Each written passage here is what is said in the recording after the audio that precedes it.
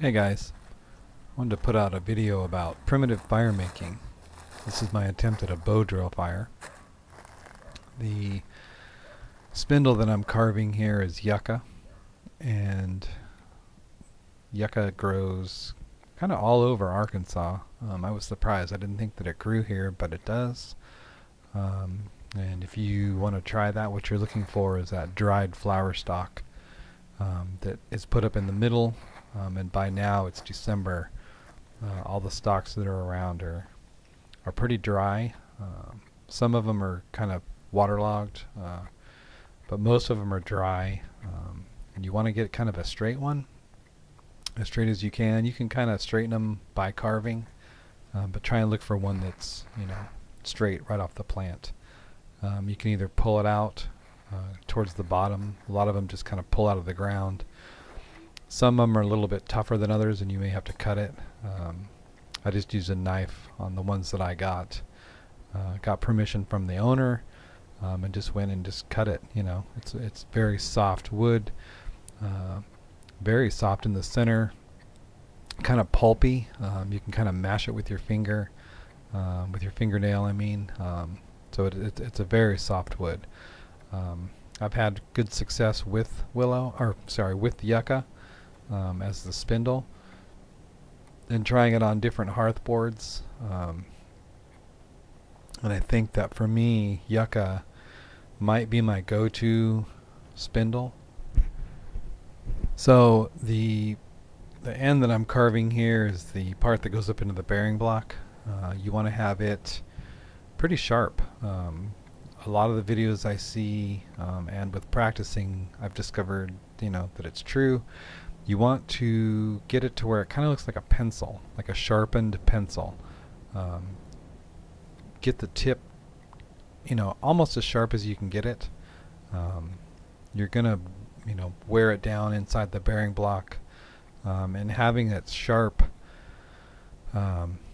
gives you, more chance to have that friction kind of burn that away. So there's the side that goes into the hearth board, and there's the side that goes into the bearing block. So what I'm doing here is I am getting ready to carve the hole into the hearth board. You want to have it near the edge and give yourself enough room to carve in the notch that you're going to do. And so I just kind of hold the spindle up to the hearth board and kind of eyeball it. Sometimes I'll just stick my finger there like you saw, and get a visual mark of where to start carving in that hole.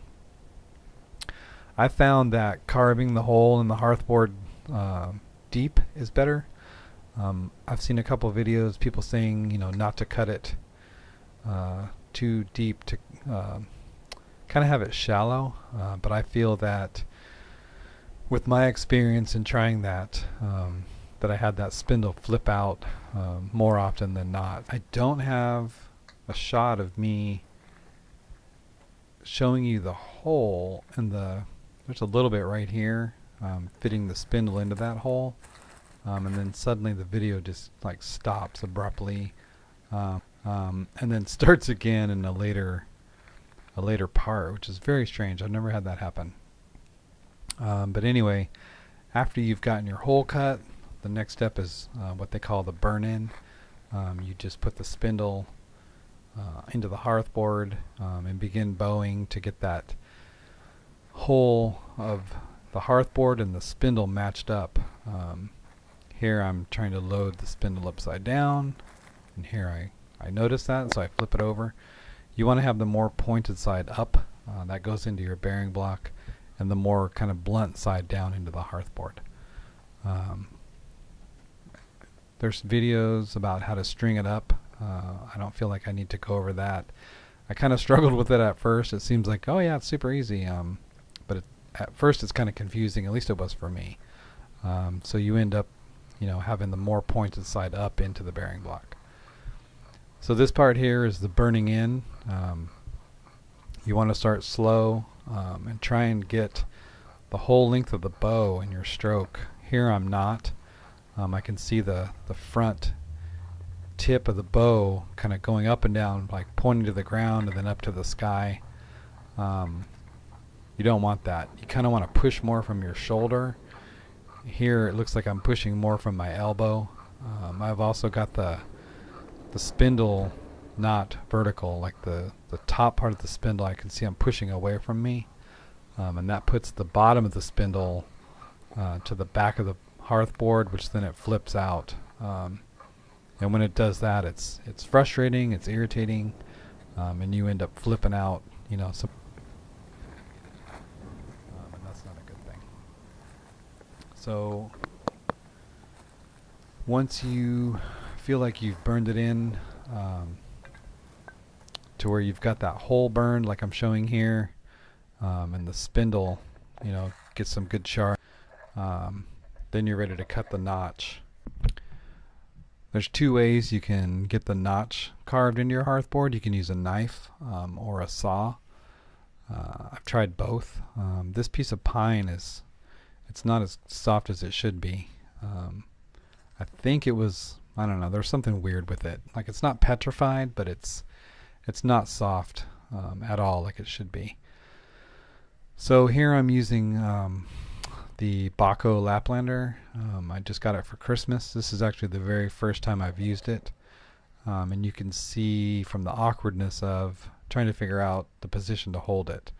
You know, on my leg, on the ground, in my hand. Having it rest on my leg didn't seem real safe. But obviously I went ahead and did it anyway.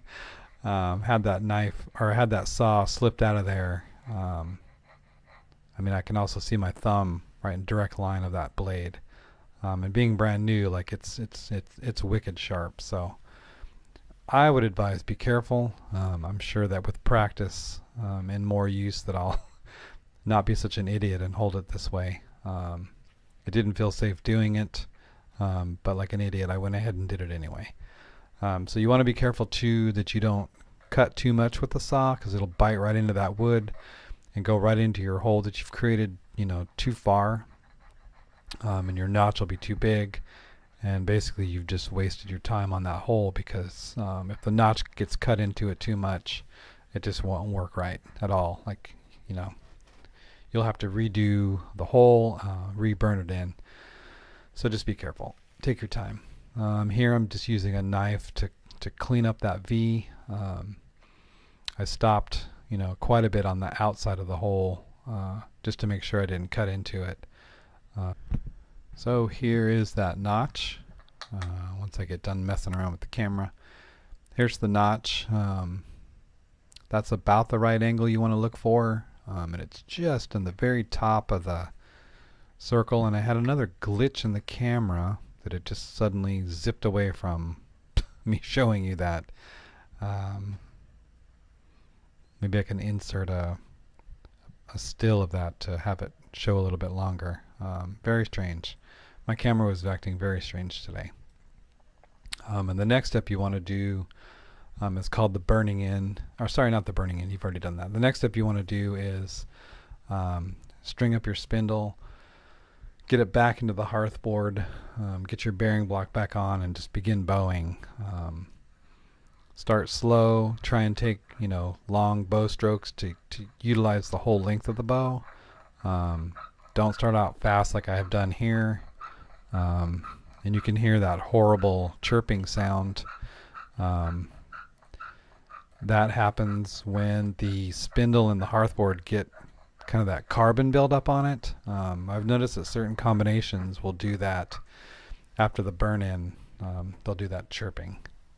And you can see there that the spindle has flipped out. I didn't have it vertical, and it just flips out and it goes sailing behind you. I find that for me that happens a lot. It's very irritating. Kicks out the dust. Sometimes it smashes against your hand, your fingers, and it doesn't feel real pleasant. So, you know, this video, I guess, is what you shouldn't do. Don't have the spindle at an angle. Don't have the bow flipping up and down, like the front tip of it going towards the ground and then towards the sky and back to the ground. You want to have it parallel to the ground. And to do that, push with your shoulder. Don't use your elbow like obviously I'm doing here. I I'm not. I think I was in a hurry. I felt like kind of rushed to get a practice session in and to try and get an ember. Don't do that. Don't rush. Take your time. Really concentrate on what you're doing, and there's a lot to think about. The spindle being vertical, the bow being parallel to the ground, pushing with your shoulder, pushing down with the bearing block, but not too much, but not too little. I mean, there's a lot, of course, going on. So my advice, take your time and don't rush. Don't try and feel like you need to rush to get that ember. Take your time, practice, good technique. Don't get yourself in the habit of, practicing with bad technique. I think I went through that a lot at first. I was rushing I was so anxious to get this ember that I would rush through, and the technique was so bad that I would just end up flipping the spindle out and just bowing until I was just exhausted. I couldn't do it anymore. So I think that's a bad habit to get into, is trying to rush and having that bad technique. So ultimately this video, it's kind of the same. It goes on seemingly forever. Me trying to bow and have everything line up like it's supposed to, feeling a little bit rushed, getting overheated, having to take off my flannel, getting frustrated, and just trying and trying and trying. What I should have done is probably stopped, shut everything off, walked away for a minute or two, and started over. Here I'm reshaping the spindle, because to try and get rid of that chattering sound. That becomes kind of irritating because it's it's super loud and noisy. And so I think if you find yourself in that position, that you're frustrated and you can't get it, and you just keep trying and trying and trying, just walk away. Set everything down, take a walk around the woods don't go too far, of course, but walk away from what you're doing and come back to it. I tend to not do that. I get locked in to where I feel like I have to get this done. I have to get this ember. I want to get it on video, and ultimately it just didn't happen.